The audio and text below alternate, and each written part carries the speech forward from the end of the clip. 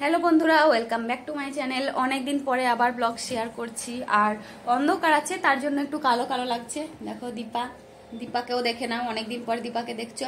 আর দীপাকে যখনই দেখবে এই একটা জামা আর একটা জামা আছে ওটাই পরে, তো ওই জামাটা আমি আগে ছিঁড়ে দিয়েছি আর এটাও ছিঁড়বো, তবে ও ছাড়বে। ওর প্রচুর জামা আছে, সেগুলো পরে না। স্কার্ট আছে ভালো ভালো, সেগুলো পরে না। দেখো আমার সঙ্গে ঝগড়া করছে। আর দুষ্টুটা এইদিকে দুষ্টুমি করছে। ওর খাবার নিয়ে এসেছি, খাওয়াবো বলে।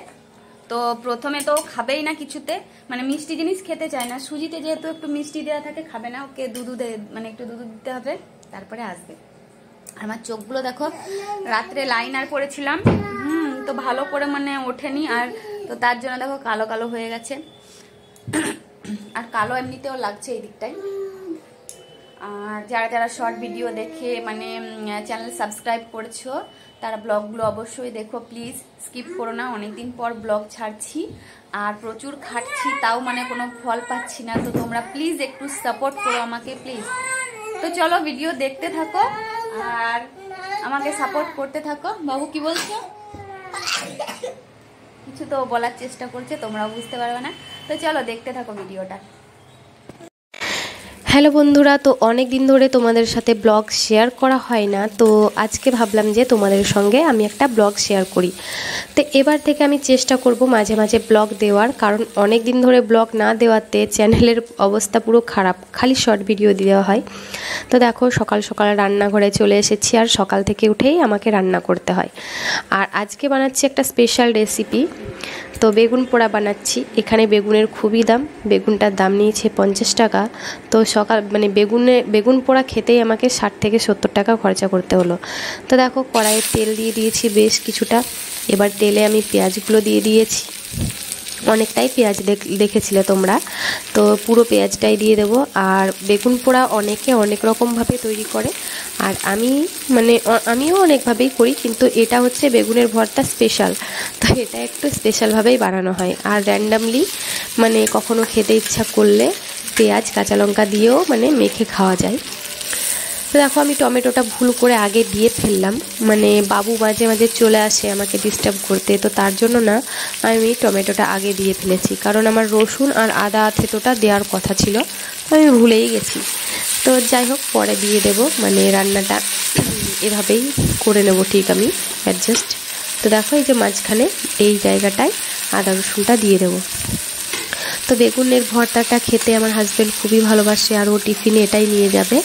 আর আমার মেয়েও খুব পছন্দ করে, আর আমার তো বলারই নেই কতটা আমি পছন্দ করি। আর মানে বাড়ির সবাই এই রেসিপিটা পছন্দ করে।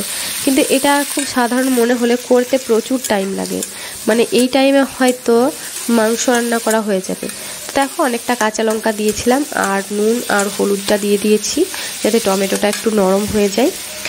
আর এতে একটা স্পেশাল মশলা দেব, ব্যাস এটা মানে তারপরেই এটা রেডি হয়ে যাবে। আর ওদিকে আমি বেগুনটা মানে ছালটা ছাড়িয়ে ওটা আমি ম্যাশ করে রেখে দিয়েছি। তো যাই হোক তোমরা যারা যারা আমার ভিডিও দেখছো তারা চ্যানেলটাকে সাবস্ক্রাইব করে দিও প্লিজ, তোমাদেরকে বারবার বলছি। দেখো বেগুনটা এই যে ম্যাশ করে রেখেছি।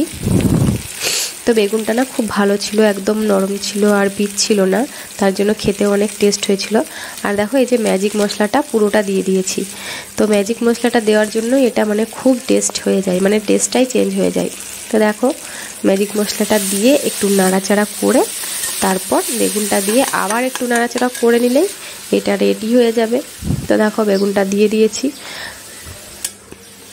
আর অনেকটাই হয়েছিল, মানে আমাদের পক্ষে সাফিসিয়েন্ট হয়ে গেছিলো। আর হাজব্যান্ডের টিফিনে মানে এটা দেওয়ার ছিল, তার জন্যই আর কি। তো দেখো ধনেপাতা দিয়ে দিয়েছি। তো এটা খেতে 1 নম্বর হয়েছিল, তোমাদের কি বলবো, খাওয়ার সময় আমি ভিডিও করে দেখাইনি, বাট এটা 1 নম্বর খেতে হয়েছিল। তো দেখো রান্নাটা রেডি হয়ে গেছে। আচ্ছা কোথায়? আর এবার দেখো আমি রুটি বানিয়ে নিচ্ছি। তো টিফিনে রুটি যাবে, আর এটা সকালকার ও মানে হাজব্যান্ড খেয়ে যাবে। ভাত, লাউ দিয়ে ডাল আর কুঁদরি ভাজা, এটাই ও খেয়ে যাবে। আর বাবু এখানে স্নান করে খাটের ওপর বসতে চাইছে আর মোবাইলটা চাইছে, মানে ও বসে বসে কার্টুন দেখবে। আর আমার বাড়িতে টিভি নেই, তাই মানে মোবাইলটাই একটু মাঝে সাঝে দিতে হয়। ও বাচ্চারা তো একটু কার্টুন দেখতে চায়, আর সব সময় আমাকে মানে বিরক্ত করলে আমিও মানে অনেক সময় কাজ করতে পারি না, তো তার জন্য আমাকেও দিতে হয় বাধ্য হয়ে, কিছু করার নেই।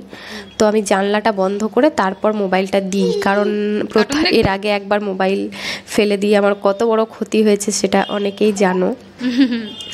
তো যাই হোক, তাই আমি আর চাই না নতুন করে সেরকম কিছু হোক। ঘরটা মোটামুটি গুছিয়ে নিয়েছি। এবার দেখো সন্ধেবেলায় দেখাচ্ছি। বাবু দেখো, আজকে না বাবুর অনেকগুলো জামা চেঞ্জ করেছি, প্রায় 6-7টা জামা চেঞ্জ করেছি। খালি জল খাচ্ছে আর জামা ভেজাচ্ছে, আর বোতলে জল ভরে দিয়েছি, তো জলটা খাচ্ছে আর জামাতে ফেলছে। তো আমি দেখো শর্ট ভিডিও বানাচ্ছিলাম, তার জন্য এরকম শাড়ি পরেছিলাম আর এভাবে সেজেছিলাম। তো কেমন লাগছে তোমরা বলো। আর রাত্রে আমার মেয়ের জন্য একটা স্পেশাল খাবার বানানো হয়েছে, যেটা ওর মানে খুব পছন্দের। অনেক দিন ধরেই ও বলছিল এটা বানানোর জন্য, তো বানালাম।